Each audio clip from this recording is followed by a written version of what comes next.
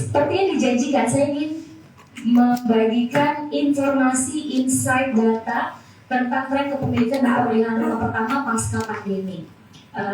Pinhome fokus pada satu segmen konsumen, yaitu first time home buyers atau pembeli rumah pertama.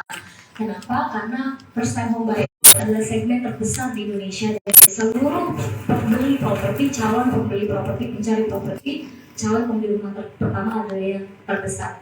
Data PUPR tahun 2019 ada 88% millennials dan Gen Z yang belum memiliki rumah pertamanya. Dan itu berarti hanya 12% dari mereka yang sudah memiliki properti.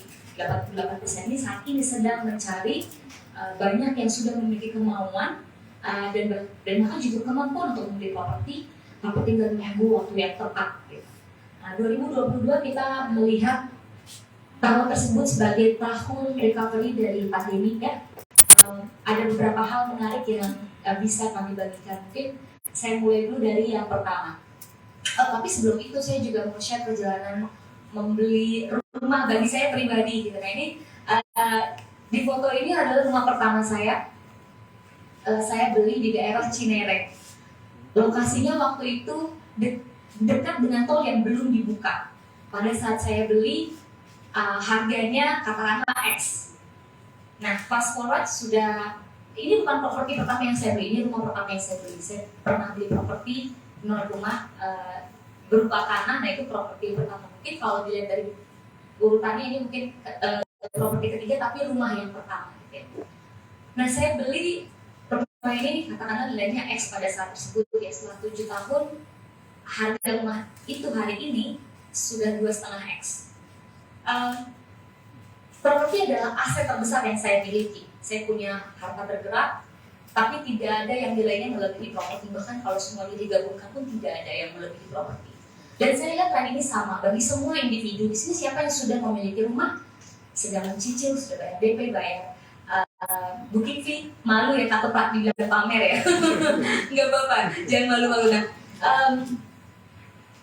ketika kita sudah memiliki properti, pasti properti merupakan aset yang terbesar. Ini benar untuk seorang individu, benar bagi sebuah keluarga, bagi UKM pun, bagi korporasi pun, kalau mereka sudah punya aset berupa real estate, biasanya aset itu terbesar. Kalau kita lihat di level negara pun sama, gitu. Asal satu aset terbesar yang dimiliki Indonesia adalah properti. Indonesia memiliki land bank yang sangat besar. Di atas tanahnya juga berdiri banyak sekali aset-aset fisik gitu ya, properti dari mulai aset komersial, residential, industrial ini. Asetnya besar sekali gitu ya.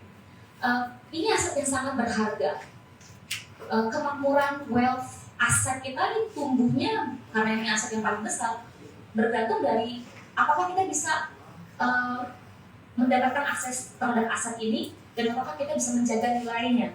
Tidak hanya supaya dia nilainya nggak turun, tapi bisa nggak naik terus gitu ya. Nah, kita melihat bahwa kepemilikan properti ini merupakan sebuah, saya bisa bilang bahwa sebuah elemen yang sangat penting dalam inklusi finansial, ya kan? Orang yang punya properti biasanya mereka akan punya lebih banyak akses terhadap produk finansial.